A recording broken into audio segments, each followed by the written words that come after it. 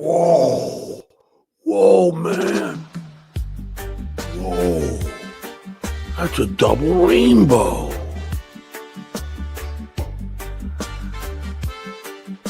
Oh.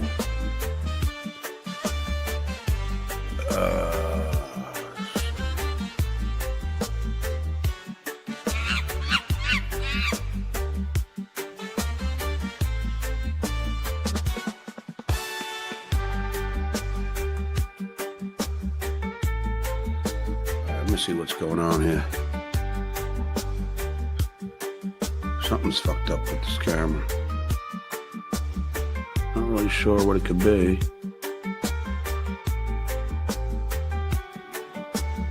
There we go. Something got mucked up on my camera. You gotta love the... I don't know what the fuck that was, but that was fucking odd.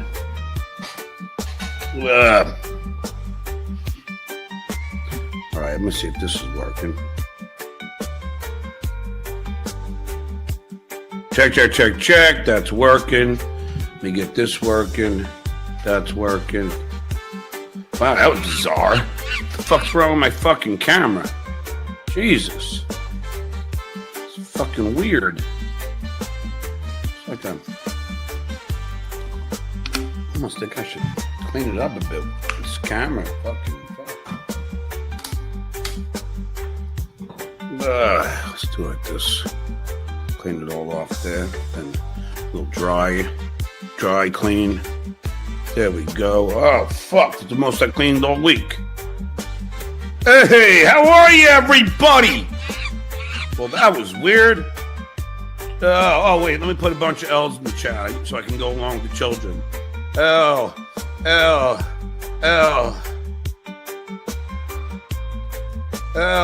There you go.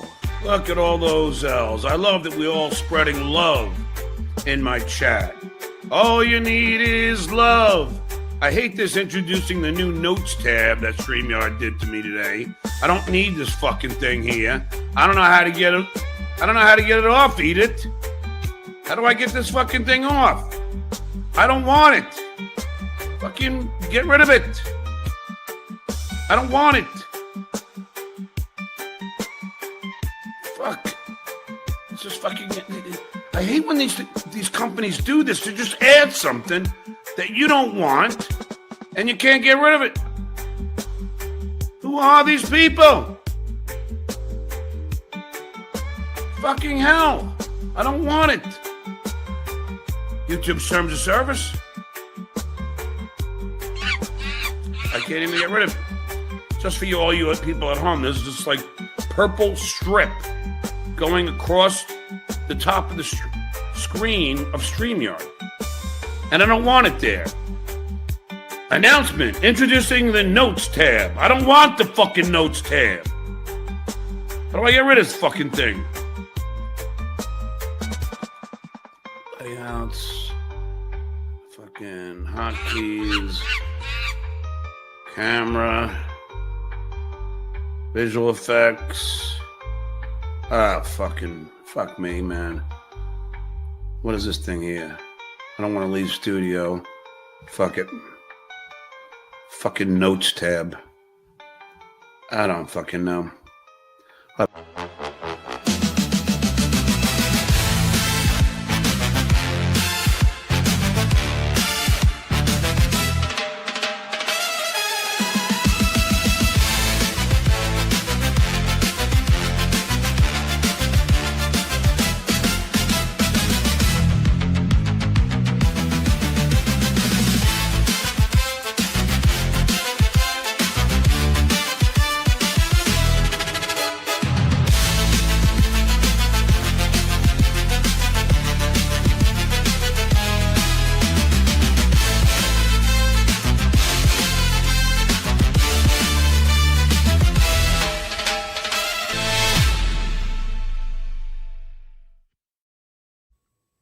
Welcome, everybody, to another episode of Dabbleverse Live. If you were hoping for a show where the hosts polish their topics throughout the week and then bring you a third time, Dabbleverse Live is the program for you. With me, as always, is my co-host, Karl. Hello, buddy. Good to see you, buddy. Welcome. Thanks for having me. I'm excited to be here, my friend. I thought I kicked it to you, and then you did a thing where you go through the news, you tell them what we're talking about. Isn't that what we do? It can be. So I told you before the show, I'm like, I'm going to let you host because I always feel like I take over, and it's on your channel. And I realized last time. This is where we let our hair down. I realized that the last time that I let you start it, and then I just took over and made it my show. And I'm like, well, this is Mike's channel. I should let him do things a little differently. I don't mind that. I don't okay. Mind. Give these people a taste of professionalism. For God's good sake. Meeting. This was a good meeting. I'm putting that down in my meeting notes. Yeah. And I'll be better next time. I promise you that. Well, it's been quite a week. I think we're going to try and drift away from some of the stuff at Rodneys, but it's all consuming this week. So it's going to be hard not to at least touch on some of the stuff that's been happening because there's been fallout ever since. And I will tell you, I check out the subreddits. I go to all the Clippers. We give a lot of credit to the Clippers for this very show. And most of the important news that's happening in the Dabbleverse, it still revolves around Stuttering John's Rodney's gig. It's crazy. It's crazy the blowback that it has had. But it's going to be tough to come up with other things. But, I always want this program to be interactive. And I got an eye on the chat. So if there's things people want to bring up and talk about, just give us $300. We'll put it up on the screen and we'll give it a couple minutes. Yeah. Exactly. No, seriously though, we do have people to participate in the show. So let us know if there's other topics you want to talk about. But the thing that I'm fascinated by, and one of the things that we want to talk about on the show today, if you don't mind me teasing a little bit, is that this Stuttering John event went well beyond the Dabbleverse. And there's some pretty big names who are discussing this event and trying to wrap their head around it and figure out just what they were witnessing as they were watching all this footage that came out from both outside the club and inside the club. There was no shortage of cameras. It seems to be having the impact that we thought maybe the lawsuit would, because I remember there was kind of a theory, and I shared in this that if John is suing Karl and Shuli, it did get picked up by the New York Post, right? You guys were written about. So I think I and others thought maybe this will start to be a thing where other people are like, wait, what's going on? The guy from the Howard Stern show is suing these podcasters. What's happening? But this seems to be what is turning some heads and having people go, what is the Dabbleverse? What the fuck is this John guy doing? I thought the lawsuit might be brought up by TMZ. I thought Howard Stern would be forced to bring it up since it was John and Shuli, a couple ex-employees in this lawsuit. So I thought for sure something would come out of that. But you're right. It was just that New York Post article. I guess we didn't do a great job with our PR push on that one. Is this banter that we're doing right now, by the way? Oh, is it? Here come the guys with the banter. Who's got frosted tips, yeah. Here come the guys with the banter. The other can't see shit, yeah. Here come the guys with the banter. That's how good we are at it, Mike. We got into banter without even realizing it. Seamless. It was seamless. We're amazing. We're the OGs of banter on YouTube. That's right. It's still the best. Yeah, for any podcasters that think there's a limit to this, that it's only a few thousand people that don't know what they're doing. Who invented casual talk like this? We're versatile. We can do so many things. That's correct. Yes. Oh, what do? They just make fun of people? No. Sometimes I write about horrific events that have happened in the real world on the Creep Off. And other times I just chew the fat with my buddy Mike Geary. That's right. That's how versatile I am. Oh, yeah. And speaking of the creep off, for anyone that heard Karl's tease of Dr. Steve being here, we've upgraded. Yeah, that's a great word for it. Dr. Steve must be a terrible doctor, by the way. He messaged me yesterday and was like, oh, I forgot I have surgery. I was like, what do you mean? Dr. Steve's the most unreliable guy, and I say this with nothing but love in my heart for Dr. Steve. We all adore. Guy, terrible doctor, by all. All adore Steve, but he has promised to come to more of my live shows than he's actually shown up to. And when he reached out to Vinnie and me, and you know what? Let's bring him on since we're talking about it. The great Vinnie Paulino from the Creep Off is joining us. What's up, Vinnie? Hola, Creepos. Hey, Brian, Mike. Thanks for having me. Oh, thanks for doing it. When Dr. Steve reached out to Vinnie and me and said, hey, I want to be part of the Creep Off at Hackamania, this year. And my response was, I mean, if you're there, I'm happy to have you up on stage, but I doubt it. He always finds a reason to not come to things. He's supposed to be in AC, and then he didn't end up coming to that. He's supposed to come to Detroit multiple times. He didn't show up to. So we'll see. But each time there's a nice soliloquy that he writes to us to tell us why he can't be there and how much he regrets it and how bad he feels about it. I felt very romanced because it started with like probably not, and then it was definitely yes, and then it was oh wait, I can't. So it's a roller coaster. He made me. You're right. He made me feel very nice when he did it. He turned me down gently. So what you're saying is I wasn't your first choice today. Not even close. No, got it. Sorry, buddy. You should see the list of no's that Mike got before he finally got to Vinnie Paulino. They're big names that said no to me, if that makes you feel better. And you're a big boy, so we're happy to have you here. And Thanks. I want to start off with some news from Dabbleverse on X, at Dabbleverse, put together a ranking of the Dabbleverse and posted this up on X. Well, it looks right to me. This isn't one of your fake websites, is it? No, this isn't a fake website like I led with last time. Okay. For some reason, StreamYard is just not letting me connect my screen. It keeps coming off. This is going to be a problem today. Uh-oh. This is going to be a problem. I'm calling it right now. It's already happened 3 times. So who are these podcasts? It's ranked number 1, followed by The Creep Off. Looks like we're tied with 9.2. That checks out. Nobody Likes Onions with a 9. El Horrible, Tukey, Nightwave, Shuley, Husey. I don't see Blind Mike on here. I don't think you're considered Dabbleverse. I'm not.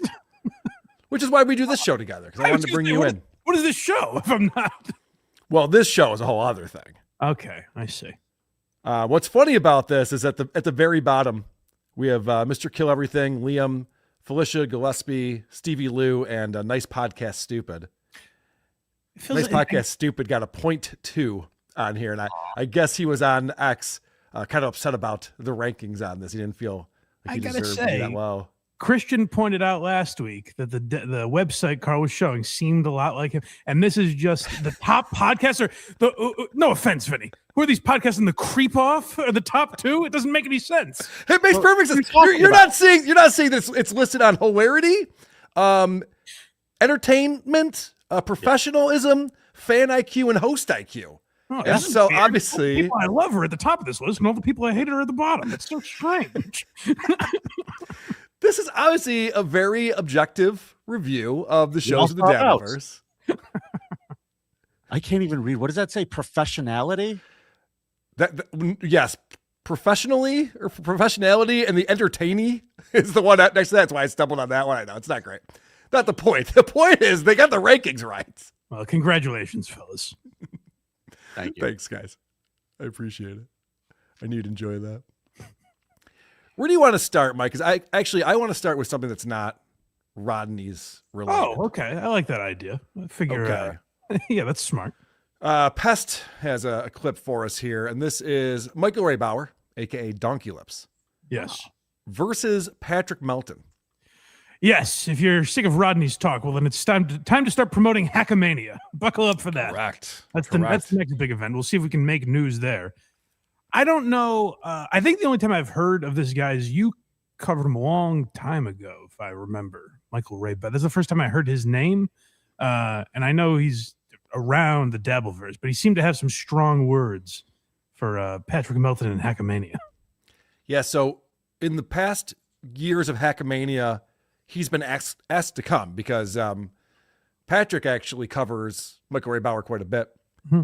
And we would love to see him at Hackamania, and he always has a reason to not go, and he's always a problem. It's difficult to get him to go. Is the reason doorways? That's one of the problems, although casinos and fat people actually go pretty well together. They're built for them, yeah. So he was actually critical of Hackamania. I remember if it was the first year or the second year, saying that here's our big Super Bowl event, and all we did was put on shows. It should have been more than that. Like what? You know, well, he's a Hollywood guy. He would know better than Dances and songs. No shit. It's like he goes, Welcome to Hackamania. Well, it's funny that he used the Super Bowl as a comparison, because he's like, this is your guys' Super Bowl. I'm like, yeah, but we're all shows. The Super Bowl is a football game. It's not like they just all of a sudden play a different sport because it's the Super Bowl. Fair point. Yeah. Yeah. Well, anyway, so I think he's trying to get himself into the Dabbleverse because he sees there's money to be made there and he wants attention. And he's very desperate for money. He was on with Karmic. He was on Karmic show the other day. I was watching Patrick Melton break that down. But okay, so he's not in the Dabbleverse. Because I think he is. What caught my eye is it seems like there's a lot of people, and it seems to be a lot of the people that we're starting to cover on this show.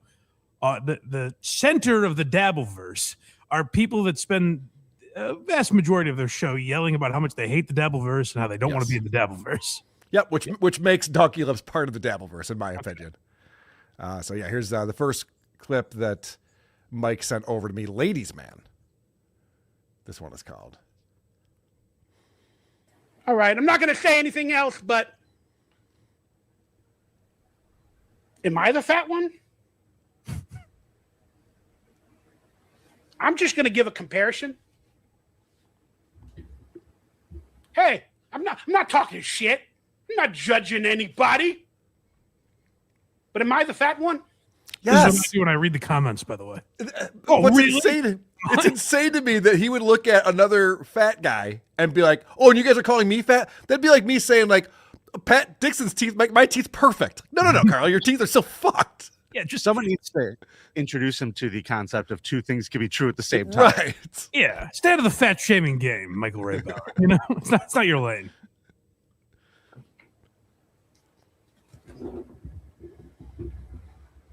That's a cool Voltron shirt, dude. And I don't have a back that's hunched. Because I make love. Oof. I get women. Ladies love Donkeylips. Okay. Can I comment on this real quick? Please. I hear him recently saying that he's been getting laid lately, even though he's got a micropene that needed surgery or some shit because his urethra is missing. I know. I don't know if this guy's getting laid. He's acting like he does. Patrick Melton is married and has a lovely home. I've been to his house with his wife, and she bought it for him. Well, right? Yeah, that's what I hear. Right? He's a sugar baby. So this idea that's just like, I know what vagina smells like. You're like, well, yeah, this guy's a married guy. I'm sure he's also smelled vagina before, sir. Calm down. There are a lot of very childish arguments that's what I've found. And I've been looking for clips for this show. It's all, I know you are, but what am I? And you're fat and you're ugly and you're dumb. And it's hard to make sense of what a lot of these arguments are for, because it seems like a guy arguing in the mirror. Yes. And I think this is the episode. So Michael Ray Bauer does some different shows. This is the one where he's confident and cool. And so he's got that thing up behind him that shows that he's like a hot Hollywood celebrity who's got all this confidence. So I guess he's playing a character or something, because talking about getting laid, Michael Ray Bauer lives in an apartment where the only running water is in the bathroom. What? He doesn't have a functional kitchen. It's such a shithole. Why? He can't afford anything better than that. Don't tell me that. I swear to God, it's true. Well, you tell me the Soldier Shorts residuals have left him in this state? Who wants You're very handsome and in good shape. I apologize. I don't need to be hassling this guy. I'm sorry. He's not. He looks like he was wearing that shirt when they inflated him. Just ripped like the Hulk. Could you imagine bringing a girl over and you're like, who wants toilet tacos? All right, I'll just sit at the dining room table. There is no dining room table. Oh, I noticed you don't have a hunchback. I'm very aroused. That's pretty good, though. All right, let's get back to it. But hey, Mr. Notre Dame, kudos to you and your lawsuit and your possibly not making enough money nowadays. So you can't hold it over our heads. You can't hold it over my head. You can't do that. Yeah, you make more money than me, but I'm still the better entertainer all around. I am the actual comedian GOAT. This is where you got to at least give John a little credit, because I think we're worse off for having John respond to you and Julie. Like it felt more fun when we were just watching him, tapping the glass and watching him. But like at least John makes it interesting through responding. But what I noticed with whether it's this guy or Geno or Karmic X or some of the other people we've talked about on this show, once they start responding to the people that are making fun of them, it becomes uninteresting because these are the reason they're getting covered. The reason you're a lol cow is because you're naturally goof-onable, mockable, and like they don't have anything to say. So it just becomes this where it's like, oh yeah, Patrick. Well, fuck you, man. like they don't have anything. Well, no, it's worse than that. He just, called himself a better entertainer than Patrick Melton. This is like watching a child play with action figures, and you're like, "Hey, Billy, you're He-Man, right? Yeah, you can beat everyone up." Yeah, it's just nonsense. To Mike's point, though, what is it they say about when you're observing something in nature? To observe it is to fundamentally change it at some point. So maybe that's what's happening here. That is physics. You're right. That is true. I'll give you $1,000 if you come to Hackamania. I'll give you $10,000 if you come to Hackamania. You expect me to believe any of your bullshit? You expect me to believe that? You're going to give $100,000 to Stuttering John? Okay. Where are you getting that? From the Bank of Tukey? The Bank of Kevin Brennan? Nice. I think he invested in crypto like a lot of people did. Bank of Tukey. Why would I fuck with you? Now I know why you called it Hackamania. Because most of the motherfuckers there are actual hacks. Oh, shit. I never thought of it that way. That was pretty dumb of Patrick to put the word hack right in the title of this thing. We can get made fun of so easily. Does he know it's in there? I never even really realized. What an idiot Patrick is. Dude, you should have called a cool guy a mania. You fucking idiot. I didn't realize it was so on the nose. Damn it.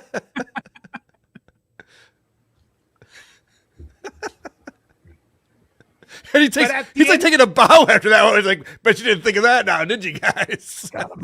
It's right in the name. Hackamania. Results, I look at it in a different view. Have a good event. You're putting on an event. Have a good time with your people. But I just think that it sucks that you guys call yourself comedians when all you do is make fun of fucking people. Study the fucking art of comedy. There's only a few people in your universe that actually have studied and understand comedy. That's how comedy works. Thank you. Homework. So, why are you laughing? I appreciate that Michael Ray Bauer. Man. It's nice that he recognized like that. Yeah, it is nice. But do people in the Dabbleverse call themselves comedians? No. I guess some of the people we watch do. But sure. Making fun of people is definitely comedy. Just FYI, just throw that out there. That's also true. But yeah, it's what's bumming me out about the covering a lot of these people, because it's devolved into like, oh, well, you think this is good? It's like, I don't know, man. I enjoyed doing it. I don't want to now spiral down a conversation of why I do this and why I think it's funny and why it's not a waste of time or anything. Like, it's just what I do, and you do what you do, and we might make fun of you, and just get out of your own head about it, man. Do a show. All you have to do is say short answer, yes. Yes, it does make me feel good, and then walk away. Yeah. Wow. There's a lot of tough talk going on in this episode of Donkeylips' stream. Yes. They pull me back in, you fucking patty melt. You know what? If you put some cheese on your ass and a little bit of mayo, a little bit of relish, maybe a pickle or two, some ketchup, I'd probably kiss your ass because I want to eat it. Patty melt. No, I don't know if that had the intended effect that he wanted. You know what, Mike Geary? I will cup your balls and deep throat your dick. That's how I'm fucking you up, motherfucker. Like, that's not tough guy talk, you idiot. Let me lick your nutsack. Someone clip this and send it to Vinny at the Creep Off. Shut up. No one's clipping anything. What did he think that was? I don't know. I don't know, but part of the super tip system now is you can make AI images. And Patrick played that on his show yesterday, and people were like making AI images of what Patrick would look like with condiments all over him. Oh, well, that's fun. Was he tasty? See if he'd be delicious or not. To think that if Patrick Melton bent over and spread his cheeks, and all it would need was a little ketchup and relish, and you'd be like, putting a bib on. You're surprised what you go for when you don't have running water, Mike. It's true. All right. One more clip from Michael Ray Bauer. And that's one of the things I hate about the fucking Dabbleverse is they fucking try to fuck over people's livelihoods. Whether you like them or not, like, fuck. So what they've done on other occasions is people throw events at hotels or they do comedy shows, and the people of the Dabbleverse, they go and they fuck with them. And they talk about it. They're going to mess with them. They're going to film their videos. They're going to get their content. They're going to try to get their money. They're going to try to get that person fired from a comedy show. They're going to try to get that person ejected or rejected or canceled. That's what the Dabbleverse does. I'm curious, like, where this comes from, I guess. Because I mean, I guess if you dig deep enough, every community has like Reddit trolls and people that stir shit that are just dumb and don't get the joke or whatever. Right. But like, I don't know what he's referring to, but it's something that John talks about, Geno, all these people say, like, this is what the Dabbleverse does. And I don't know what exactly they're referring to. What happened that caused this narrative? Well, there are guys like Chad Zumock and Kevin Brennan who call up where other comedians are booked and talk to the owners and ask them how many tickets they've sold, and will talk shit. It's like, yeah, those are the people who are the problem. But my question is, then why does Donkeylips want to enter the Dabbleverse? It's not for everyone. This can be a hostile environment from time to time. Right. And is that who he's referring to? Kevin Brennan? Because just say Kevin Brennan instead of the Dabbleverse. It doesn't seem like a thing the Dabbleverse does, but it has been branded with this, where it's like, this is what these people do. What gigs is he worried about? You're right. It's even talking about. Well, that actually brings us to another person's perspective who's outside of the Dabbleverse, who feels the same way about this. Mm-hmm. And that is Louis J. Gomez. Yeah, he's been saying this a lot. I'd like to talk to Louis again sometime where I'm prepared to maybe talk about some of this stuff, because there is a narrative that he kind of keeps pushing, and I think maybe it's similar to what we just said, where I guess his idea of what the Dabbleverse is just like Kevin Brennan, or right. I don't know who he's picturing when he's saying this, but I don't know exactly what he means. Although I guess when there's a thing like Friday night and you just get a glimpse of Anthony, getting into it with some guy and John reading arrest charges and storming off, like, I guess from an outside perspective, if you don't look into it at all, I can see where you're like, oh, that's a trash event or something. But I don't know who he's thinking of when he says this stuff. So Anthony and Zenhauser went on Real Ass Podcast on Monday, following Rodneys. And this is Louis giving us his take on what this whole Dabbleverse thing is. When it spills over into real life, where people are getting doxxed and people are being arrested and people are being sued, like this actually happens in this whole Dabbleverse world. Yep. So I'm like, I'm not getting involved. For like 2,000 people that like these podcasts, the biggest Dabbleverse podcast gets a couple thousand views. That's it. So he said this a few times now. Yeah. And everyone just lets him go with that. So I just want to make a comment, just so Louis understands.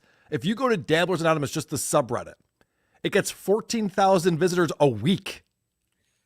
Yeah. 14,000. It's not 2,000 people in the Dabbleverse. It's a much bigger community than that. We did a show about Opie and Ron having a falling out recently. Now, you can say that Opie's bigger than the Dabbleverse. I would argue that Opie's actually just in the Dabbleverse now, and I could give you reasons for that. But Opie and Ron falling out, I did a show on WATP's channel, 37,000 views from just a week and a half ago.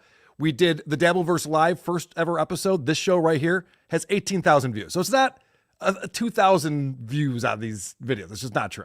Right. I guess he's trying to say it's small potatoes compared to bigger podcasts, but like a few of the shows are growing. Like I've noticed my numbers going up. I've seen even just when I see like live viewers on like Tuki's show or your shows or whatever, I've seen like numbers going up. So it's just not true what he's saying, that it's only a couple. But again, I'd like to know what he's thinking about when he says that, because maybe he's looking at like Geno and Chad, like the people he knows in the Dabbleverse, and they're just going, oh, this is what they get for numbers. Well, I'm glad you brought that up, because the names that always come up in his mind are Kevin Brennan and Shuley.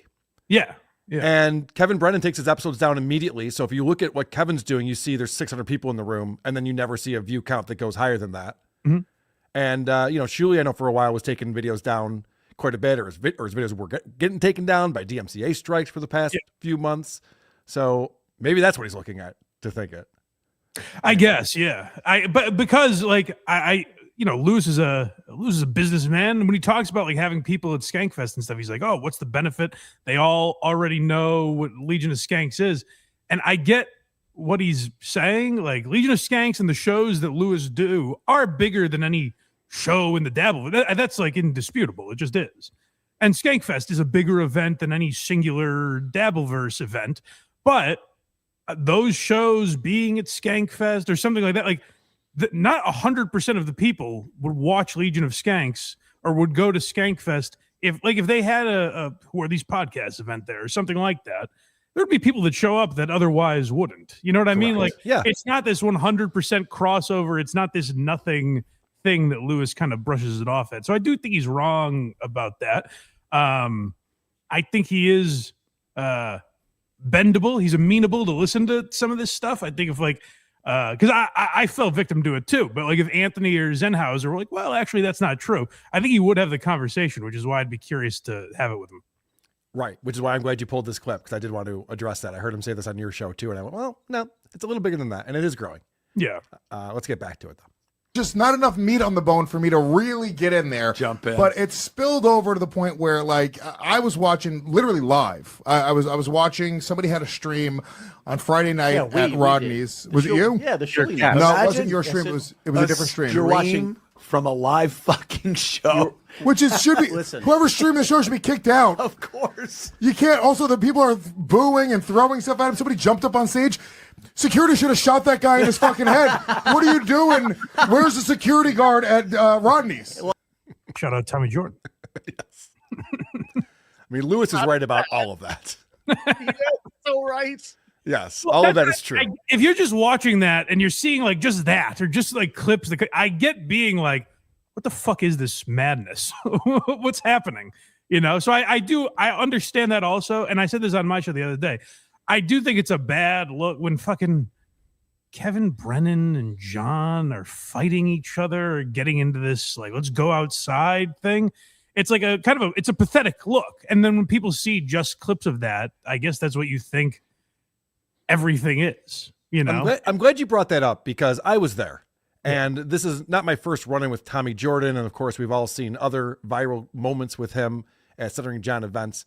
And any other comedy club I was at, if somebody ran to the stage and grabbed something out of a comedian's hand, there would be a melee. Sure. You would see people running up from either camp and just getting into it. I've seen those viral moments online. Everyone in that place was just like, well, that's what Tommy Jordan does. Like, nobody thought it was a big deal. Even John was just like, all right, you have those now. He put his arms up in the air, yelled skull, and laughed. It wasn't like, no one was like, oh my God, what's happening right now? This is terrible. I said this about Tommy Jordan, though. Like, for what happened, I consider. I think it's a crossing of the line to run up on stage and do anything. Like, you shouldn't run up on stage. Yes. But given that, now that we know what happened, that's maybe the most mild thing he could have done. Like, that was the right choice. If you're going to run up to the stage, he made the right choice. He wasn't physical with him. I don't think he like really crossed a serious line, Correct. Vinny, you work at a comedy club, and I've seen security. They don't put up a show like that at Comedy at the Carlson. That's for sure. No, you see, we do things like we turn the lights down, and we do things to get people ready for a show. We don't just like let people from the audience run up on stage to announce the next comic. That's a good point, because a little more professionally. That's a good point. When I was giving Geno the white from the back as a joke, he knew it was me. In any other comedy club, he'd look in the back and not have any idea who was doing that to you. It's a little too bright in there. Well, the way we have it set up, Tommy Jordan wouldn't have been standing that close to the stage ever. You wouldn't have had a tripod set up with a camera on it, filming and streaming. That's the craziest thing to me, because you hear them in the one of the clips I played from just like Vince's stream. You hear them going, "Hey, no filming," and then I heard you guys saying there was a literal tripod set up, and it's like, how do they not laugh when they're saying no filming if that's there? It was insane. It's just there were no rules. It seemed like. Were there no actual security guys there that you saw, Karl? Dude, there was a big black man who felt me up real good before I walked into that showroom. That wasn't security. I heard he was doing that to people. Yeah. No wonder he gave his number. So there was security there, but not enough for the 170 lunatics that showed up to the show, for sure. Yeah, that's wild. All right, we're going to get back into actually have some more celebrities talking about John's gig and their perspectives on things. But first, yay, super chats. Beef Drippins became a YouTube member. Oh, thank you, bro. Germ42, Hacka. Hail BTH, best new podcast of 2026. Thank you. Yes, if you're a member, check the posts tab. That's where the links for the show I do with Tukey and Cardiff is. Or if you're a member on Patreon, you get the link as well. And I just posted for members, the next Why You Laughing is the history of Kill Tony. So check that out. And the Always Sunny episode is up now. At Adam M, can I hear the Vinnie Carlino drop? Wow. It's funny you say that. I believe I have it on this board right over here. You gotta love Vinnie Carlino. It's true. I love him. I'll request live here. Shucks. Beef Drippins. Boy, Mike, we need you on beef tips. Karl, hey, bud. I still don't know. You got to send me the link or so. I'll check it out, buddy. I want to see the show. I don't know what it is, but maybe it's Karl's Frosted Tips and Beef Drippins and some other gentlemen as well hosting beef. I've heard a lot about it. They're doing a good job marketing, so I'll have to check it out. They are.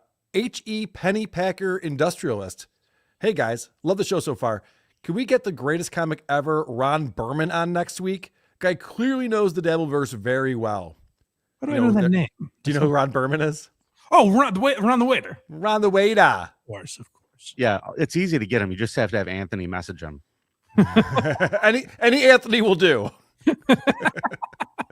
Laverd Mystic coming in with 10 gifted memberships. Oh, thank you, buddy. What a guy Lavern is. Laverd's been crushing it. Much appreciated. DZ became a YouTube member. And then Germ says, that ranking, who are these podcast hosts IQ is 8 points too high. But wait, it was just an 8. Oh. I see what you did there. Lever Mystics, where do we vote? Seems awfully skewed. It wasn't. It was perfect. Shut up. Nick in Fort Wayne, $5. How does your wife feel about you flying all over the country with another woman, Karl? Ooh. Care to address that? All over the country. The same state. Yeah, where are we going next? To be honest, I think my wife really wanted to go to Rodneys. She felt like she was missing out on that, but she had other obligations. I thought Vinny was supposed to be there too. I texted him. I said, "How is it?" He goes, "I don't know." Yeah, I had a rough night that night. Sorry, poor Vinny. He had. Oh my God! I was reading the super chat. God damn it. Nick the Fed says, thanks for the laughs, guys. My grandma didn't make it through her surgery. The doctor was halfway through the procedure. Then he was fired. Damn you, Dr. Paulino. Waka waka. Perfect timing for that. You don't want us Paulinos. We fuck up halfway through and we got to get out of there. Vinny was fired halfway through his gig Friday night. We talked about it in the creep off. Yep. Well, if it makes you feel any better, there's another surgery happening right now where this show is playing and the doctor is giggling to himself. Revenge of Penis Wrinkle says, did that guy get stung by 1,000 bees in his face? Talking about Zach Amico. Yeah. Oh, Zach didn't say anything. Don't go after him. It's a little off-putting when you first see Zach Amico. Tiger Lily member for 3 months. Blind Mike for Legion of Skanks third Mike. Make it happen. Or Ari Shafir, either or. Oh, it's down to me and Ari, I think. That's a good point. Is Dave Smith off the show? Yep. No shit. Yeah, I kind of too big for those guys. I figured it would happen for a while, but I think just his political stuff is kind of getting in the way. So he's moving on in a couple weeks. Okay, well, I think that makes sense. I don't think anyone's surprised by that. The Bonfire. Bob Kelly, Big J. Speaking of the Legion of Skanks, Big J Okerson, of course, co-hosts The Bonfire. And they're talking about this event at Rodneys. Yeah. And now, what's crazy to me is that we know Big J watches these shows. We know he's into the Dabbleverse. Yeah. He did that show with the Legion of Skanks, that bonus show they did where they went into a deep dive and like, okay, what is the Dabbleverse? How did this come about? They thought it was Shuli and Kevin Brennan. They're like, oh no, I guess who are these podcasts and Chrissy Mayer and blah, blah, blah. Okay, so they got all the information correct. And so Bob Kelly's talking to, or Robert Kelly, whatever he goes by, is talking to Big J about this. And it seems like Robert Kelly knows more about the Dabbleverse than Big J does. He's doing this thing again where he's like, what is it? I mean, and then like if Bobby said something wrong, he's no, it's actually called Who Are These Podcasts? Carl's a good guy. Does, okay, right. Okay, so did you happen to catch any of the bonfire on this yet? Yes. Okay, all right. So this is how things start off. Comedy, Yeah. I think it's the ultimate thing. And then Shuli. no, but it wasn't Shuli. It was apparently Chrissy Mayer, individually, another comic. Chrissy Mayer had said she called it the Dabbleverse, all revolving around making fun of Stuttering John. But now it's grown into a thing where he sold out Dangerfield's Rodneys now, but it was all people that went to see him bomb. Oh, well, they organized it that way. Yeah. They organized it like, come watch him eat shit. So Cumia flew up. Cumia flew up. Brennan was there. Geno was on the show. High Pitch Eric from the Stern Show. Yeah, Geno and his wife were on the show. They were on the show. Geno and Brennan go at it. Do they? Yeah, I didn't see that. Oh yeah. Well, if you go to, I think Brennan, he came up and had video of Geno, and Geno was fucking with him because he was trying to fuck with Geno. Geno was fucking back with him. Okay. And then everyone's in their mid-50s. So then they had Anthony Cumia. Oh, actually, Brennan might be in his 60s. He's in his 60s. They had Cumia bring up John, Stuttering John, in a fucking crazy way. John went up and just read Cumia's police report. Well, slow down. Okay. So Bob Kelly's following all of this. He knew everything that went down at this event, which I was surprised by, actually. Yeah, there's a weird thing, and it goes, although even beyond this, like I'm hearing Rogan say a lot now, which I believe Rogan does. He's zen about a lot of things and is able to keep his mind off a lot of the hate. But he'll bring stuff up where he's clearly reading the comments, and then he's like, "I never read the comments, man. There's no It's like no, but it's clear you do from the things you say." Like, what's going on. All these guys read the comments, are interested, and they all watch Podcast Cringe and Too Lazy to Try and these other channels that cover comedy, and they like when they're talked about. And Lewis just happens to be the most honest about it. That's why we have clips of him talking about this stuff more. But they all do it. But the weird thing is then, when it gets brought up, Big J is just I don't know. I don't really know what it is. I have this peripheral knowledge, and then, but if someone says something wrong, he's like, "No, actually, Chrissy Mayer named the devil." Right? Yeah. You notice that? Yeah. He goes, Shuli has something to do with it. He's like, well, hold on a second. Before Shuli got involved, he could have just been like, yeah, Shuli's a part of it. Shuli has a lot to do with it, Bob. So they continue this discussion about what the Dabbleverse is and all the different players in it. And I wanted to address this because this is a question that comes up for people who are on the outside looking in and are just seeing all these people have beefs with each other and they're just doing these shows or they're just talking shit all the time. Oh, that's Karl from Who Are These Podcasts? Yeah. I'm sorry. I should set that up. I wasn't going to play this clip, but then it led into this conversation. I know. It led into this conversation. So they're watching the video of Anthony ripping the glasses off that guy on the street. Yeah. And so it starts off, it shows me talking to Kevin Brennan about his wife. So that's Karl making monkey noises at Kevin Brennan. That's Karl hurling his feces. That's what I'm famous for now. Those guys are in on it. They fuck with each other, and that's they all get viewers and money off of YouTube by trashing each other. Part of me likes to think that they're all. When I saw Chad Zumach down in Tampa last time I was down there, part of me, I'm almost like, come on, man. Do you guys do you and Geno fucking hate each other? And everyone wants to sabotage each other's careers? Come on. Come on. Do you guys really mean this? I think it's wrestling. I think it's heel versus. All right. What is your take? I have my own take, but I'll let you go first, Mike. What do you think's going on here? Is this real? That I'm kind of with him on. Where it does, especially what Kevin does. feels fake. And I, like, Kevin's had an audience and people are obviously into it, so I guess it works.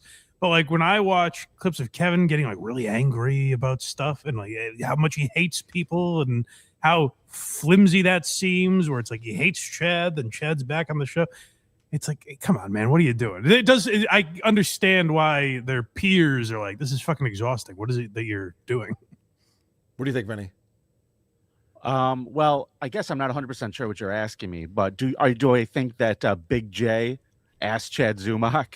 No, I guess my point is, like, Chad and Geno seem to hate each other. Do they really want to sabotage each other's careers? I don't know.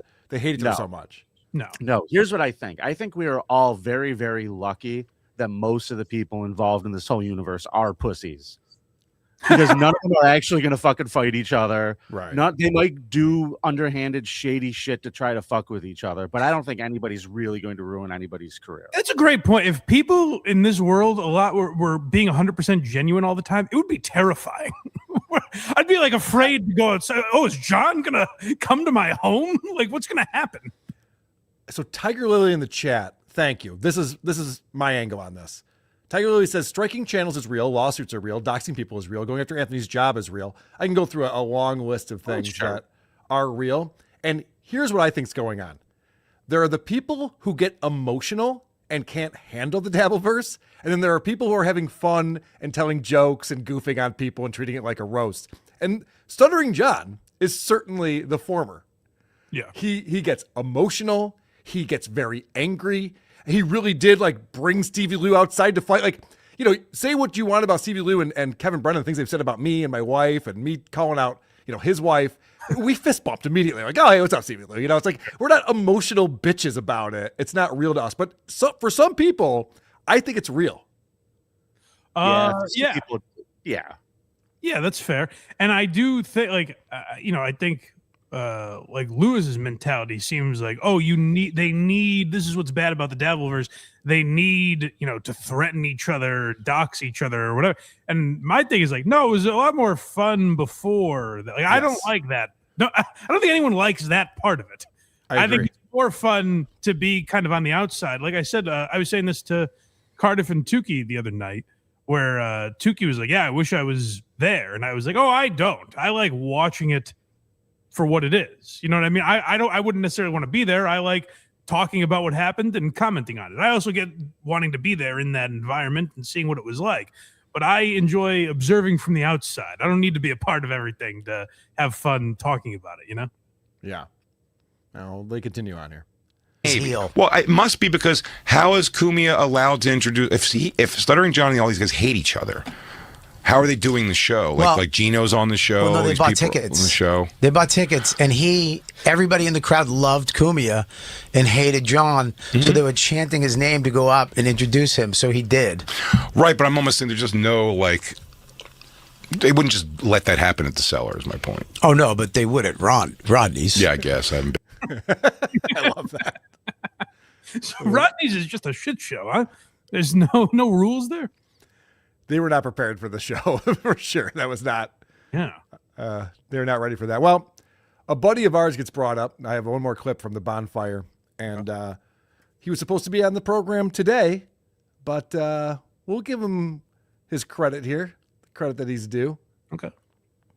So sad, man. Yeah. In that, who follows it a lot? Who's a fan of the Dabbleverse besides you? Oh.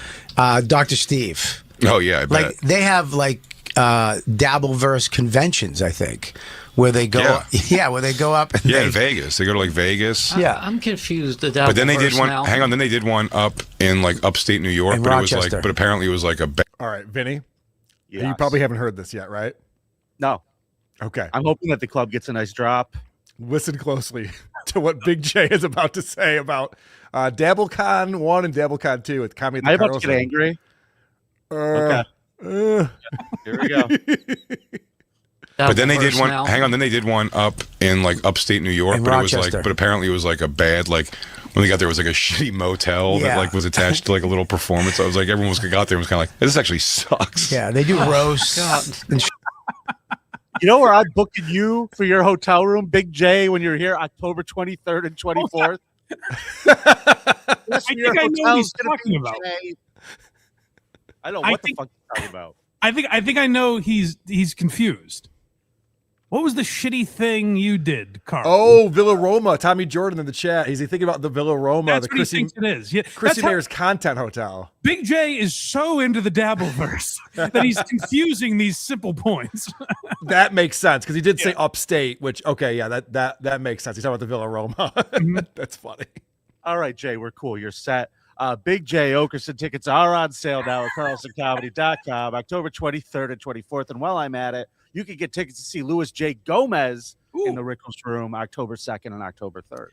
I knew that because comedians have only had positive things to say about the Carlson. Genuinely, I've heard that. I've texted Vinny a few times, being like, I've heard the Carlson get mentioned very, very kindly. Dude, we try so hard. We bend over backwards for the comics. We're a comics first club. Suck it, audience. Even Anthony Jeselnik. I listened to his podcast after he came back from Rochester, and he was blowing you guys. Well, that guy's hard to satisfy.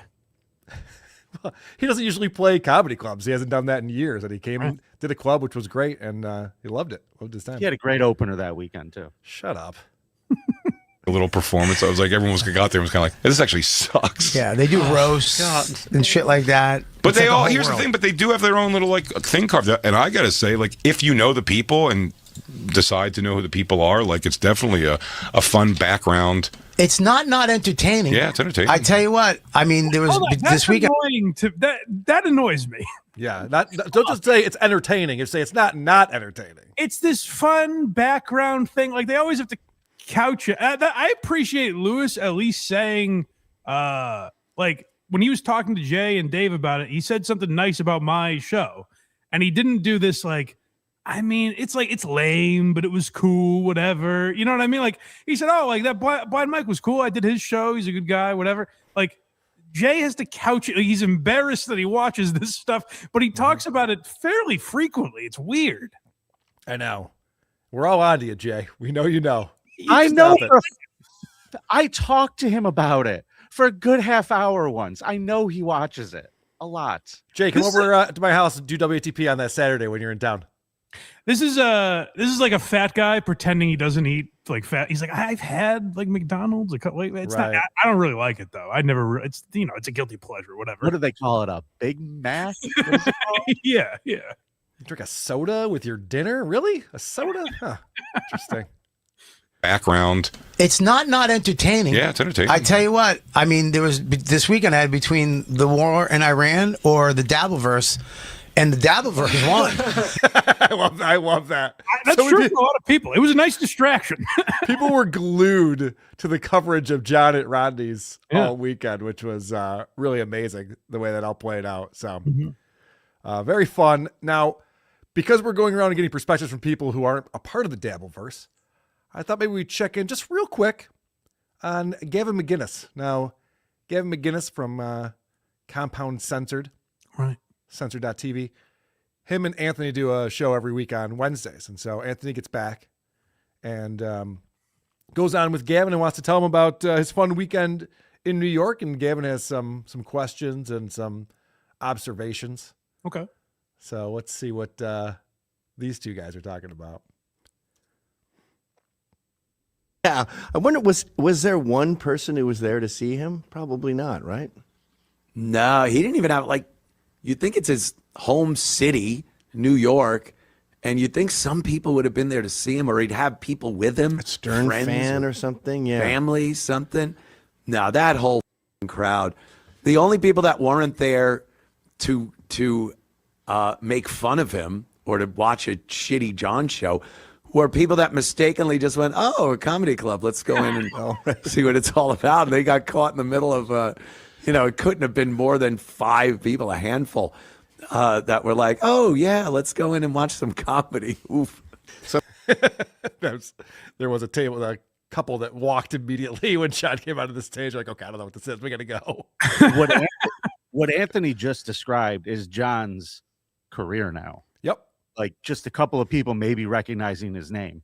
Look at the venues that he's playing. Like they're all these tiny little places, and nothing against Rodneys, but whoever's booking these for him, I got to find that out. If anybody knows who's booking these, tell me. Even the Rodney show which I have Geno talking about that. The guy who did the booking, I forget his name, Johnny McCarthy, something like that. But even the Rodney show was not necessarily Stuttering John live. It was a showcase show. There was like 9 comedians on it.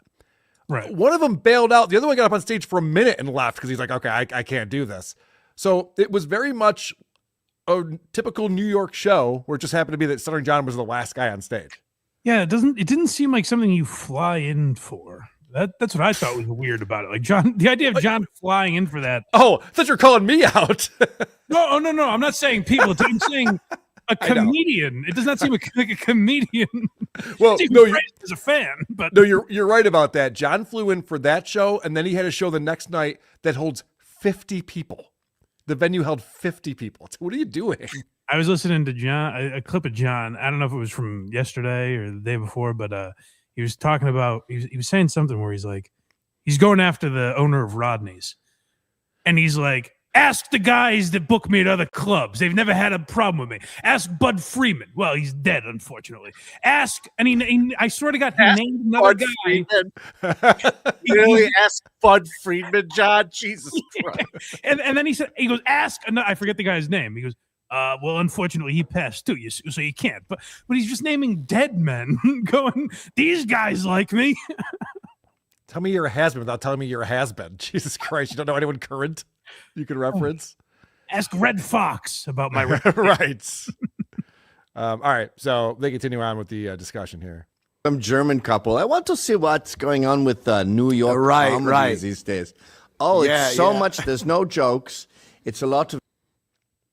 And the mindset of some people that it was a no-win scenario is such bullshit.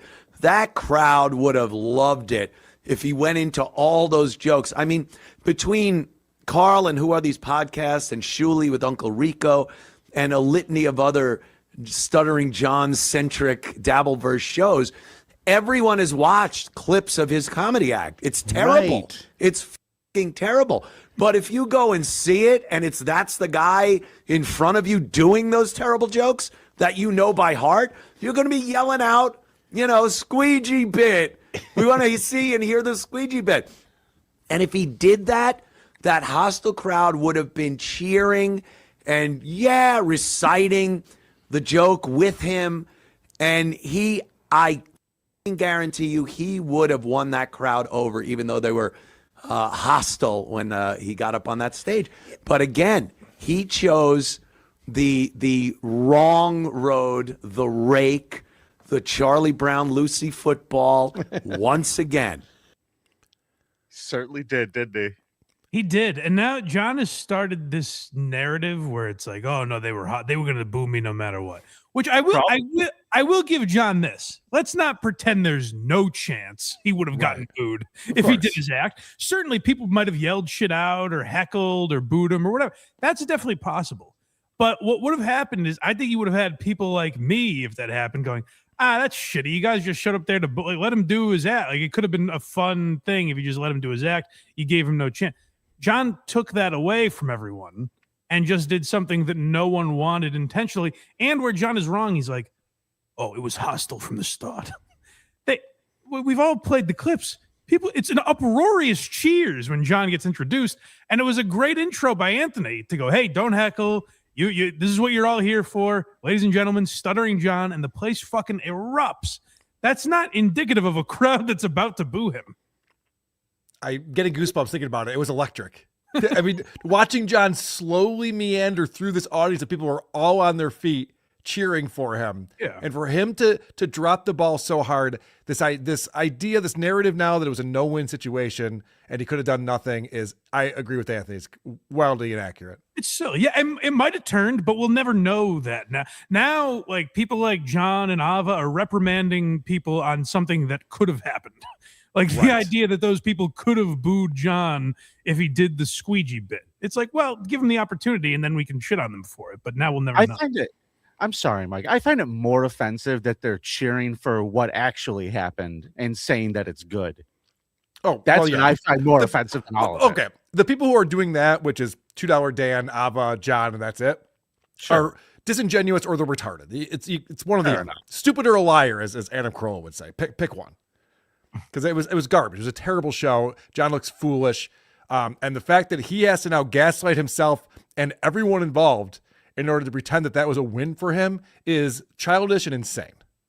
Yeah, and if you're gonna do the Andy Kaufman bit, you have to commit. Like, if where it would turn me around if he read that fucking report for 45 minutes, then I might have been like, all right, he fucking committed to it. He did 9 minutes and he left. Now I understand his papers were ripped up, but yeah. Well, that actually is a perfect segue into what I want to play for you next. And we've been going around with all these big time celebrities talking about this event. And so I want to go over to Grillo, former intern for the Howard Stern show. Grillo had Geno on, thanks to Stalin 19 for the last clip and this next clip. Also, thanks to Pest for the bonfire stuff that we were playing. Yeah. But I agree with what Geno says right here. So I want to give Geno props on this. John was looking for any excuse to get off stage at that point. The guy that did it, it was harmless. He just he was trying too hard to be part of the Dabbleverse. His name's Tommy Jordan. I really like him. He's a good kid. So I said it earlier, should never rush up on a stage. You should never interact with the comedians physically or anything like that. Even heckling should be frowned upon. But he is so right. John was looking for an excuse to get that stage. And John did not seem like, oh no, I'm in a hostile environment. This is scary. The papers got torn up. John had his arms up in the air yelling skull. Like he was like, cool, now I could leave. He loved it. Yeah. The guys that ran around the bases with Hank Aaron when he broke the home run record were also harmless. We could sit here and cry about it and say you should never run the field, but it turned out okay. It was fine. It's a great point. The reason why I pulled from this specific interview is because it's been widely reported, mostly by me, that Geno and Keanu were complaining about getting paid $50 each for this show. Now, tickets were $25 for general admission, maybe $40 for VIP, something like that. It was sold out. So they got more than they sold. What are they complaining about? They didn't sell any tickets. Okay. I mean, that's not how shows like this go. I understand, but what are they bitching about? Okay. I mean, I guess, honestly, they filled way more time than John did. This is like when Nick DiPaolo had to do 40 minutes on the Stuttering John and Friends tour, and John took half the money after doing 7 minutes at the front. It's like, well, no, the reason why people are still in their seats and aren't leaving pissed off is because other comedians had to do it. Yeah. I mean, what did they agree to? I don't know. Did they get ripped off?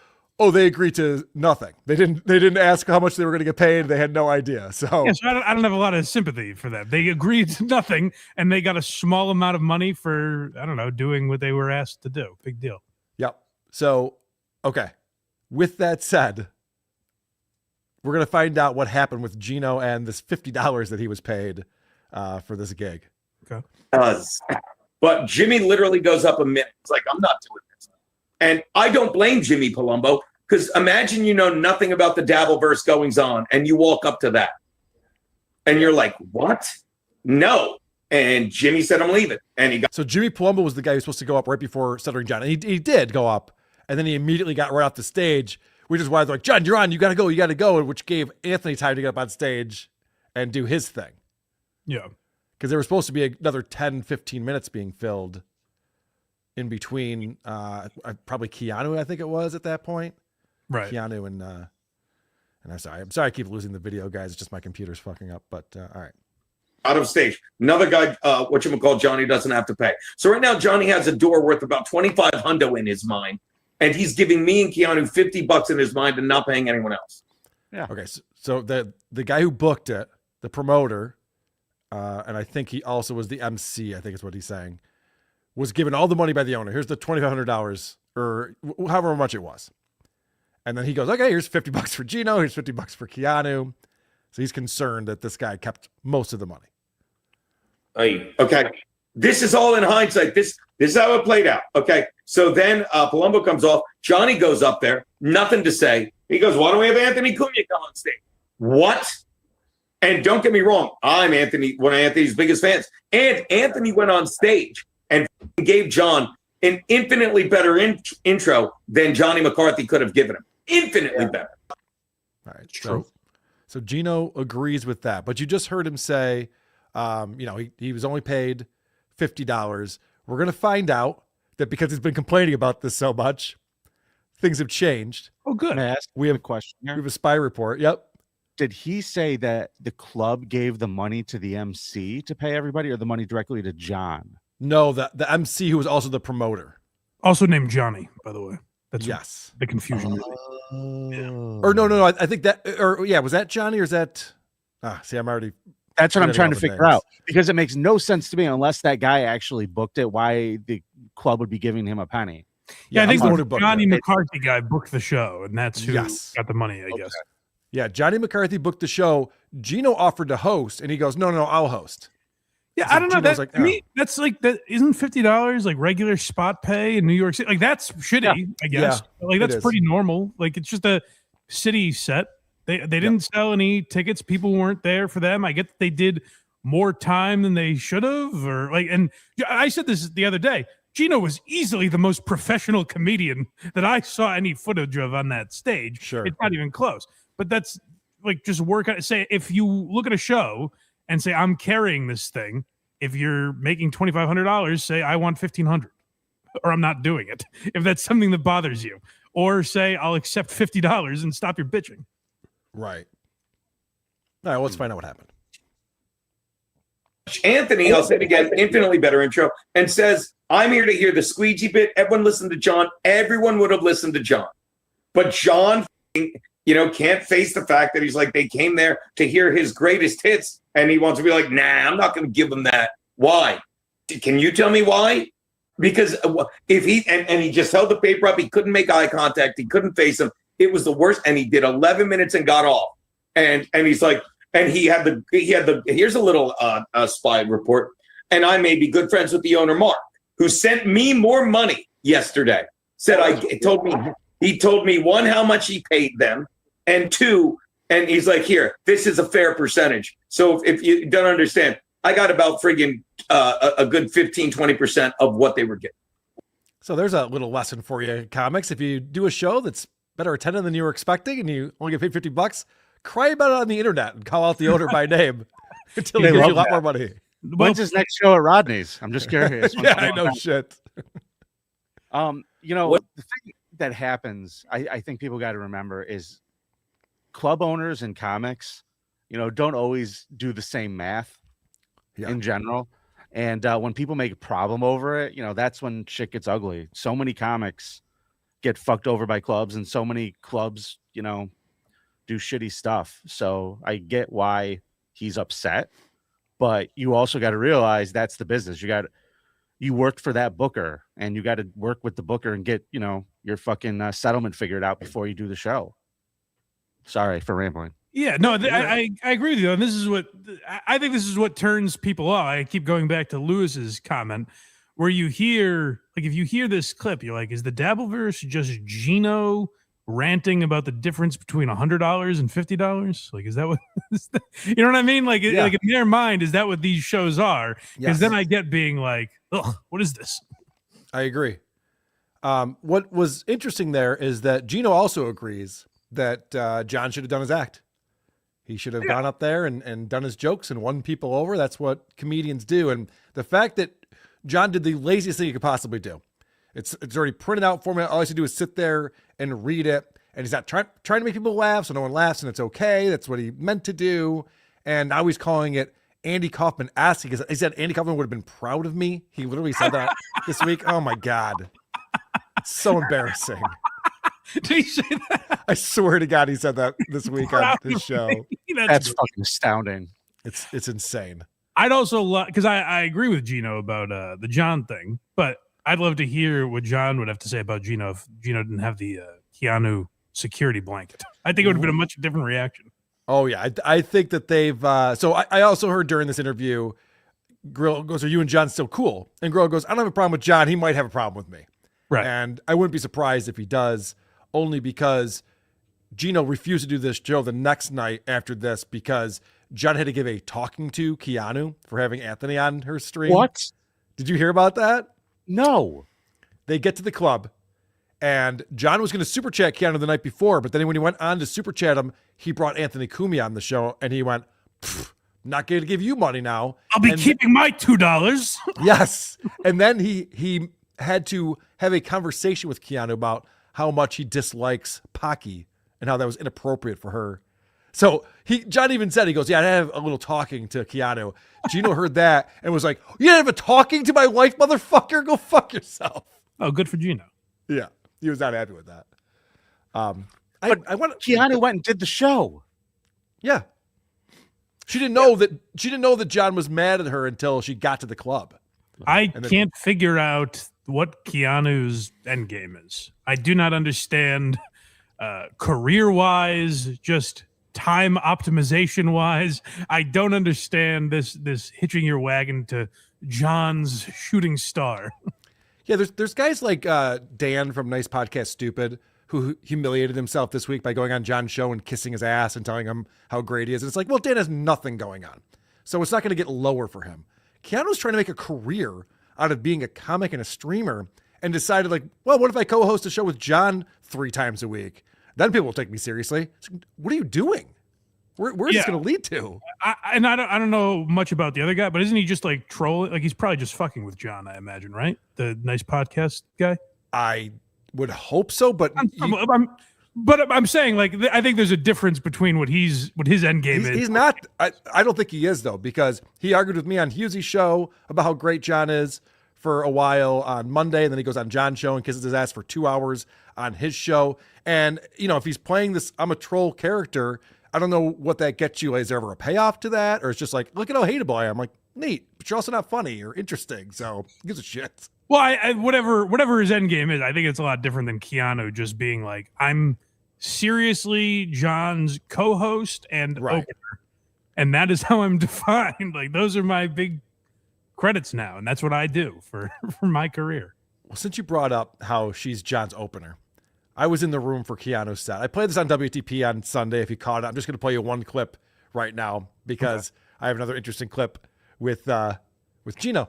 But I think this sets it up pretty well because Keanu's doing her set, and I was recording the audio, and she's making jokes about why she married Geno. And it's the can you believe I married a man 24 years older than me? Oh, he must be rich, and then it's just like, no, actually he's broke.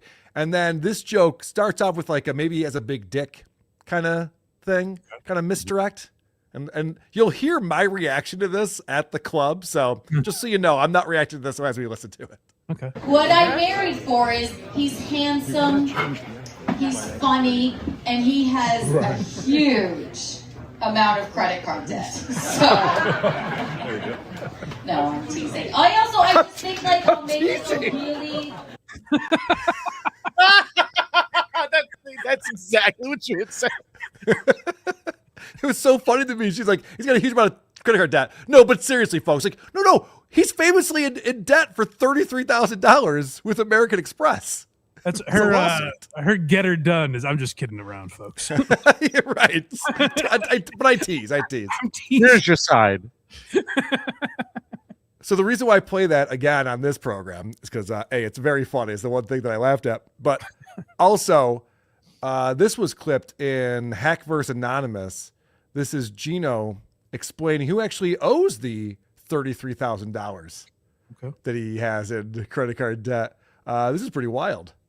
That hits women fucking get away with it. And fucking God bless you, Pat has learned nothing. Pat's like, yeah, I just want to shake Geno's hand. I want to shake his hand. What do you do? I want to shake his hand. No. Apologize. Pay fucking the Amex bill that's from the fucking dental work I had to get done that they're never getting if you don't pay it. Hey, clip that one. They're never getting that money if you don't pay it, Pat. So again, you guys can you clip all you want. Oh, Geno owes Amex money. Pat owes Amex money, and he's not paying it. But what? Is that insane? He's saying Pat Dixon has to pay off his $33,000 Amex bill. How does Amex feel about it? I think Geno's name was the one. Eugene is the name that's on the card, so I don't think they give a fuck about Pat Dixon. Ah, God, I wish this Pat guy would pay Geno back so we can get our money. It's insane. $33,000 for teeth. I'm sure that if I punched somebody and they were going to make me pay for it, they're getting like half of that. There's no way I'm letting them spend 33 grand. Yeah, right. You should have asked me first for a second opinion before you spent that kind of money. It changes my perspective on Geno, though. I got to give him credit. He seems like a chipper sort for always having that number hanging over him. I can't imagine having that much debt hanging over my head. Yeah, it's almost like, they say, and I don't want to trigger anyone, but they say, be wary of the guy who suffers from depression, who all of a sudden seems to not have a care in the world. Because that's the guy who's made their decision. It's just like, all right, fine. I'm finally done with all of this. Soon it'll all be over. Of that 33,000 was for a T-shirt on Dick's website. That's what I'm thinking. Yes, the trip to Greenland has been booked. No, I'm kidding. Geno, we love you, buddy. Stick around. I'll be damned if I'm paying for his meth fucking addled fucking attack on me. Whoa, what about your credit? Stop it. Just stop. Let me worry about that. Let me worry about that in between my welfare checks and my mother-in-law paying the rent and my father-in-law not fucking giving us a wedding. What a great fucking wedding. All right. So that I love these people who it's like, well, no. We know for a fact that you're like have a ton of debt and it's very serious and you're, trying to get an extra $75 from a set that you played on a Friday night. So it doesn't seem like you're going to pay it off anytime soon. And it's just like, and then these other rumors that like my mother-in-law is paying for this or that. It's like, okay, well, that's neither here nor there. I didn't know it until I just heard him say it, but. Well, he's paying more attention to the rumors on the internet than anyone. Yeah. It seems I'm concerned. Are you and Pat both on meth now? Oh, no. Well, I actually shared some of mine with Pat when we were in Vegas in December. He's like, "This is great stuff." I go, "All right." And so now we're both meth head friends. Perfect. Nothing wrong with that, guys. This is what I say. You only live once. That's right. Why not enjoy yourself a little bit? I'm sure it's a lovely time. It's not bad. Yay, super chats. Voltaire 325. Karl was right. Everything with Stuttering John is Carolla's bit. Is he stupid or is he lying? That applies to his stand-up, his finances, how tough he is, etc. So it has to be one or the other. Mm-hmm. Labyrinth Mystic. Owner said there was 30 regulars comped that night. He did say that. Wow. Interesting. Which is surprising to hear. It was packed. I mean, it was packed with people. Given the size of the club, that's pretty good to have just 30 people that'll show up when they're like, what is the show? Mm-hmm. Especially on a Friday like that. I know, I agree. Rumble Trenchcoat, the Columbo podcast. The guy in Old Boy made it down the hallway with more grace than Stuttering John made it to the stage. Fair enough. Tuki's unpaid staff. John bombed harder than a 9. John bombed harder than 9. Interesting. John bombed so hard it created refugees. It was bad. Speaking of which, the Tommy Jordan is here with $5. Vinny, out of respect for Karl, I would never rush your club stage. If you don't know who I am, it's okay. Suffering from main character syndrome since Friday. Oh no, Tommy Jordan. He's become so famous. I thought about asking Tommy Jordan to come on, but he dissed Tukey a couple times. I think Tukey invited him on. He didn't show up, so I didn't know if we could rely on him or not. Okay, so here's the funny thing about Tommy Jordan. I'm here, right, Mike? I'm here. So I told you you were deep down the list. Else could we get, Karl? Mike's like looking at Tommy Jordan, Vinnie Paulino is like, Vinnie will show up.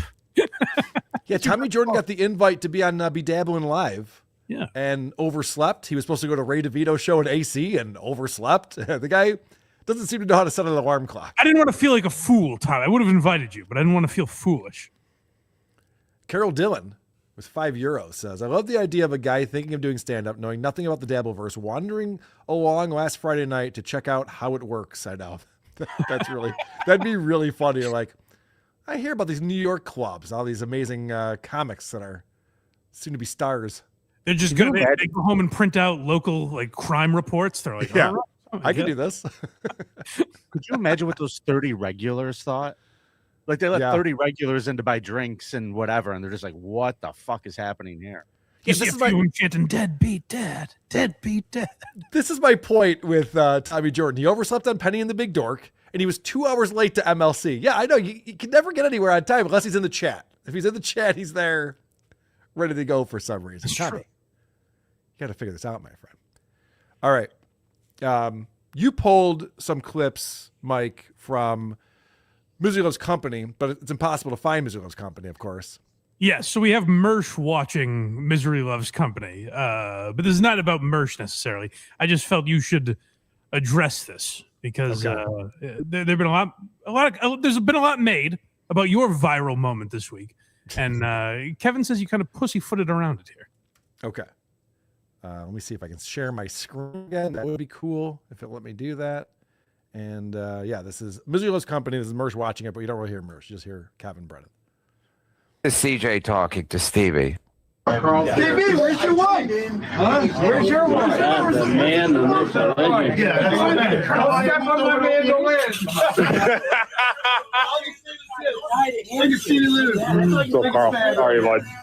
Stevie Lou must not have heard either because he gave him a fist pump, and he was my security. So if Stevie heard it, I'm gonna get his 40. I gave. Your wife. The man, the myth, the legend. Yeah, that's what I meant. I'll step on my mandolin. Look at Stevie Lou. So, Carl, sorry, bud. Where are you? Who's still lighting? Okay, there we go. I didn't hear it. I apologize. I did not hear it. If Stevie Lou heard it, he is no longer working security. So he said he didn't even hear you say it, apparently. But That's what he's saying. A big deal was made of it. Do you think that's true? I don't know. Okay, so I'll tell you my perspective of this. It was a chaotic scene. I'm standing inside the bar, and I look out the window. It's still daylight at this time. I look out the window. I'm like, oh, Kevin Brennan's here. I didn't know that Anthony was out there, and Geno and Stevie Lou. I just saw Kevin, and I just wanted to call him out for his wife not being there with him. Mm-hmm. And I didn't know anyone was filming. Obviously, I didn't realize this viral moment was going to happen immediately as I walked out and started calling Kevin out. Yeah. So this was not meant for MLC on Monday. This was not meant for to become a viral video. I had no idea. I just wanted to call Kevin out. Carl's like 9 if you slice him thin enough.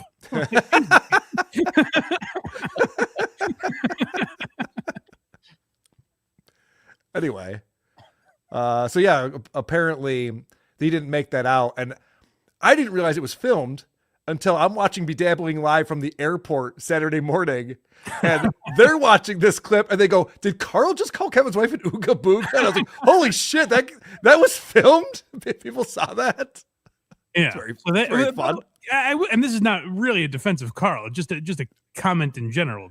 The mandolin thing, because you hear Kevin go, "Where's your mandolin?" That feels like when your fucking dumb uncle is like, "Hey, working hard or hardly working?" You know, it's like he's played out at this point. He's got the noisemaker, and he's just saying mandolin. He's just spinning the noisemaker. Now, don't get me wrong, I was laughing at that because going back to what Bob Kelly was talking about, I don't take this very seriously. So when I see Kevin Brennan and he's called out my wife plenty times, and he calls out Patrick Melton's wife for not going to Hackamania, I'm just like, where the fuck is your wife ever? There's a lot of speculation that Kevin and his wife don't even live together. Oh my God. He went on Legion of Skanks back in 2015 and said that he had moved out and that they live in separate places. Well, he goes on to comment. He has further comments about this, what he would have done had he heard it. That's true. So let me fast forward to that. Kevin, you've had 2 super chats and the same question. You need to review the footage, as we've all heard. Also, Scarlett, have you ever wanted to visit England? So I didn't hear it. I don't know what I would have done. I might have put my hands on him. But that's why he mumbled. He yelled, "Where's your wife?" twice. But then he mumbled the other things. So, again. Okay, so now Kevin's saying he would have beat me up if he had heard that I had said that. Put hands on. I know, that's what that means. Is he joking when he says that, though? Like, I just don't know Kevin well. Like, is that a joke when he says I would have beat him up? I mean, we know if he did want me to get beat up, he would have told Stevie Lou to do it. Well, right? He would have put his hands on me. He would have put someone else's hands on me, obviously. Yes, he says that Stevie Lou's role as security is in jeopardy, apparently. Right. I wasn't beat up. I don't know what to say. I wish I would have heard it. I didn't hear it. I definitely heard "Where's your wife?" That's why I asked him where his wife was. And then I said, "Don't step on my mandolin." A little what's good so for the I guess group, I'll have to fly out to Hack Man. Yeah, right. I go, "Where's your wife? Where's your wife?" Wow. I asked you first. Where are we going to go from here? Mania. Oh, let me just back this up. So now, listen to this now. Said, don't step on my mandolin. So I guess I'll have to fly out to Hackmania to fuck some people up. So again, Stevie Lou, I just got you a free trip to Vegas. You're welcome. Nice. I don't think Kevin Brennan's going to come out to Hackmania to fuck some people up. Fuck some people I'd up. be surprised. Why is he defending the honor of this woman who he hasn't lived with in over a decade? Does he care? So stupid. And Kevin also does not seem like that kind of guy. Like, hey, you say whatever you want about me. You talk about my family, we're gonna have a fucking problem. Like that doesn't seem like Kevin Brennan. Right. Unless it's my brother Neo. You can say whatever you want. There's he had the that CJ guy on, the guy that filmed Anthony. Yes. Yeah, and in that interview, that CJ goes, "Oh, Kevin, I'm a big fan of yours," and Kevin goes, "What do you know, Neil or something?" That's how low his confidence is. That he's like, "Oh, you must know Neil Brennan." It's hilarious. All right, here's one more clip from MLC. Of course, he still has Scarlett Hampton on his show. He's still trying to milk this for everything he can. Are people still talking to Scarlett Hampton on these shows? It's good stuff. If you guys are wondering, I skimmed through it. We don't have all the clips. I'm sorry.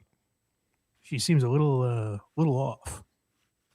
That's my Scarlett. good stuff. You know, it's hilarious. Leading into the Rodneys gig, it was all about Matt Mead versus Stuttering John. I saw Matt Mead once, shook his hand, said hi to him, and that was it. Like, he was barely even at this event. Well, John said he came up to him and they were like friendly or something, right? Didn't he say that? Okay, I don't know. I didn't hear it. Nice exchange or something. I believe it. All right, let's see. One more clip on here.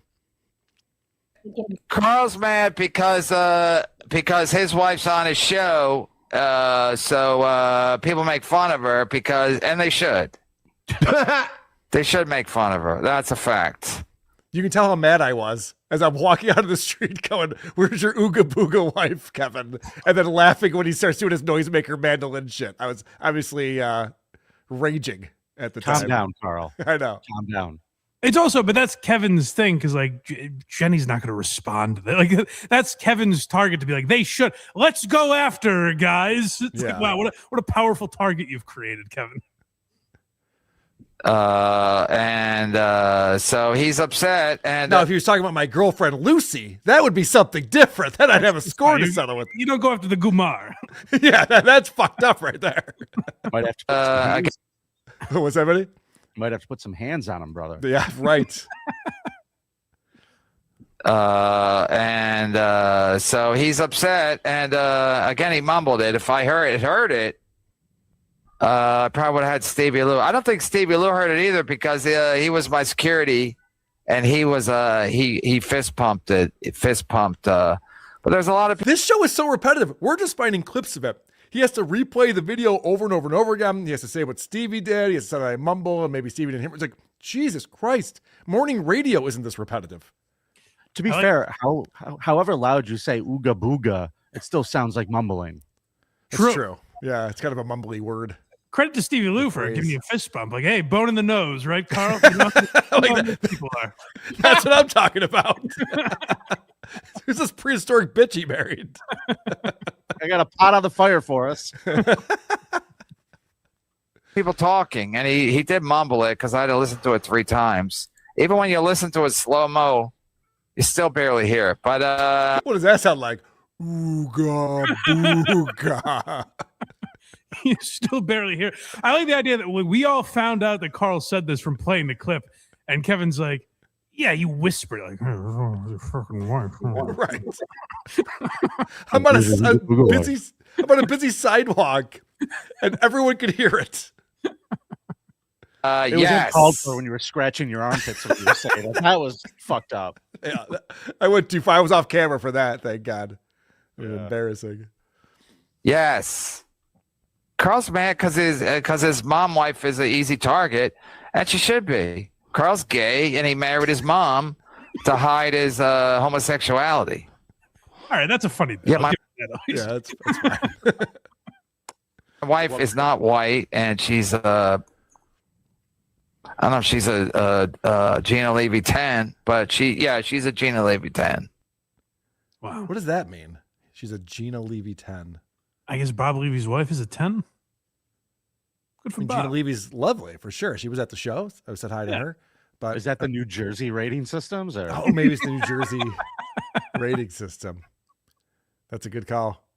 You know what I didn't bring up that I meant to bring up multiple times on the show now? Because Dr. Steve's name has been brought up a few times. Yeah. Dr. Steve was looking forward to coming on because he wanted to virtue signal that he did donate $200 to the club owner of Rodneys to pay out to the staff. Oh, very nice. And I don't know if you guys have seen this, but now they're getting a lot of shitty reviews online, Rodney says. Oh, no. I know. I hate to see that. They're getting a bunch of one-star reviews of people being like, oh, I went to see a comedy show, and this guy came up and started reading a police report. And it's like, okay.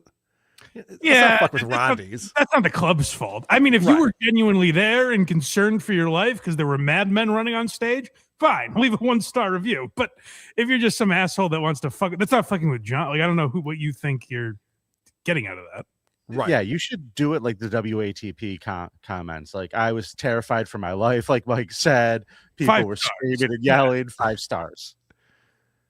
And I see that the club is responding to them being like, all right, this is a fake review. You know, they have to explain. They're like, this is something that's something to do with something else. It's just kind of shitty to do that to people. That's the shit where because I want to argue when I hear Lewis say, oh, it's a bunch of fucking assholes doxing people, whatever. And I want to argue with that because I don't think that's the majority of people. But then stuff like this comes up and you're like, what? That's a bad look, you know? Anything else going on in the Dabbleverse this week that you guys were checking out? I know this was very Rodneys centric this episode.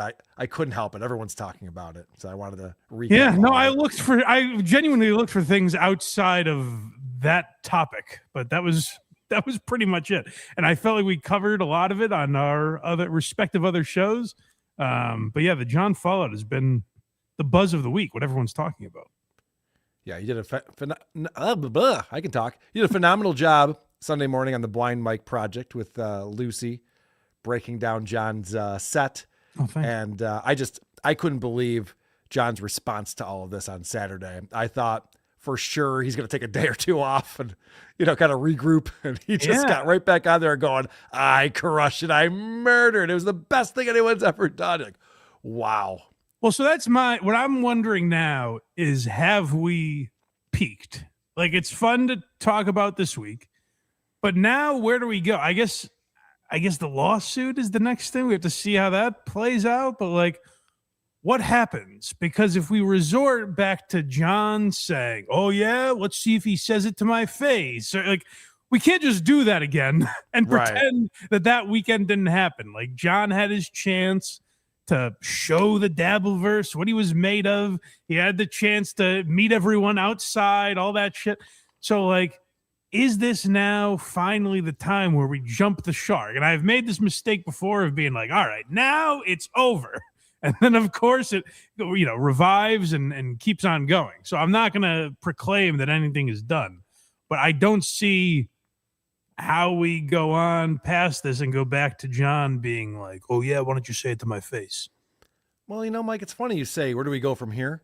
Yeah. Because the answer is Las Vegas Hackamania, April 10th through the 12th. You can use the promo code WTP. Use the promo code CREEP for 10% off your tickets at hackamania.com. We're just a month out. So I know you've been procrastinating. I know you've been thinking like, no one else wants to go. I just be going by myself. Do it. Every year we talk to so many guys who come out to this thing and go, I'm so glad I went to this, because everyone's just hanging out the whole time. There's shows to go to. There's places that we all go to grab food, and the VIP pizza party and the after show parties, and everyone's hanging out. We're all in the same casino. So come out. You're going to have a blast at Hackamania. And you think you have FOMO. I mean, Mike doesn't, but everyone else has FOMO about this Rodney's gig. Yeah. Imagine missing Hackamania. How silly you all. That seems more like an event I would miss being at. But I do think everyone should commit to just reading police reports. For the entire weekend on the creep off. So very possible. A good point. What I love about Hackamania, and this is happening every year, it just keeps ramping up. So if this is Hackamania 3, our third year in a row doing this, and every year there's people who haven't been asked who act like everyone wants them there. And they're not sure if they're going to go or not. So this just happened with Michael Ray Bauer and Karmic. We're doing a show together and talking about like, well, they want us there and teaming up and doing a show. Yeah. But Mersh did this, Chad Zumock, Keanu. Like you just see all of these people acting like, oh, I bet they would love to have me there. No, we're good. We got everyone we need. We'll be fine. I should mention hackmania.com. There is a lineup there now. You can see what's happening. It's a 3-day event this year. So there's shows Friday, including Jim and Them podcast. I recently had Jim on WATP. Those guys do an amazing analysis of Corey Feldman. So they're on the show. We have a comedy show Friday night. Saturday, there's a bunch of podcasts. The Creep Off is on Saturday. NLO, WATP. We have a costume contest, I believe, on Saturday. Is there a costume contest this year? Yeah. That's fun. Yep. And then on Sunday, we have This Little Piggy will be live. I think Tukey is live on Sunday. Then there's like a end of event party. Oh, there's a poker tournament as well on Sunday. Nice. Yeah. It's going to be fun. So much to do. Get your tickets, folks. Use promo code COME. Ray Perbutt, who I was hanging out with in New York at the Rodneys gig, he came out with us. Says, great show, gang. Sup, Vin? Hey, buddy. Thank you, buddy. Good to see you, Ray Perbutt. I think Lucy said on the show the other day, she was like, yeah, I have a project I've been working on with Ray Perbutt recently. Mm-hmm. Craig just burst out laughing because I don't think he knew that was a person. That's some project you got going there. Does he ever ask permission or? Tukey's unpaid staff, $5 Canadian. What are the chances it's John's camp is leaving the shitty reviews because of what the owner said about John? Oh, it's very possible. That's also possible. Which is why I say it's a bad look. It would make a lot of sense because I'm like, oh, that's a bad look. I wonder who it could be. Yep. Yeah, it's very, very, very possible. All right. Well, Vinny, you, of course, are my co-host on The Creep Off. We do a show every Monday. It's the only true crime show that's made for the guys out there. Other true crime shows are chick shows, not The Creep Off. Damn straight. Women are repulsed by us. It's true. We're going to be doing a bonus episode tomorrow. I'm very excited for, Carl. I believe we're watching Vince McMahon's car crash. Oh, yeah. A footage came out of that. Yeah, Vince McMahon was going like 100 miles an hour on this parkway and ran into a woman in a Ford Fusion and then blamed his granddaughter for the whole thing. It's great. We're going to watch it tomorrow. He was driving recklessly, I would say. Oh, it's my granddaughter's birthday, officer. Fucking bitch. So surprising because he's such a good guy otherwise. It seems like out of character for him. Yeah, I'm pumped for it. So tune in tomorrow if you're a bonus content subscriber, patreon.com/thecreepoff. It's the best place to find us because you can vote there for the winner every week. And we're live every Monday at 1 on the Who Are These podcast channel and the Creep Off YouTube channel. Thank you guys for having me. Go vote for Vinny. I'm a big Vinnie Paulino fan. Thank you, sir. I'm a blind mic guy myself.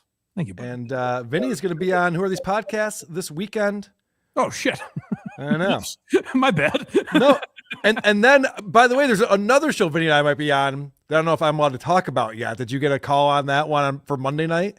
Monday night at 8. Is that happening? I said I'm in. Okay. So apparently we're also doing a new game show on Shuli's Rumble channel. Oh, they're finding out who's bigger than Hitler with us Monday at 8. That's right. That's exciting. Yes, we're competing with the big dogs. Yes. Over there. We both can't be found. You guys are on Patreon only and we're on Rumble. So yeah, right. That'll be a lot of fun. All right, Mike, it's your channel. I'll let you do the sign off on this. All right. Oh, well, go also support Who Are These podcasts, by the way. And thank you. Yeah, whoarethese.com and blindmike.net. All right. Thank you guys. And we'll see you next time. Keep on dabbling. Anyway, social media, I'll catch you later, man. Well, there you go. There's your Dabbleverse news.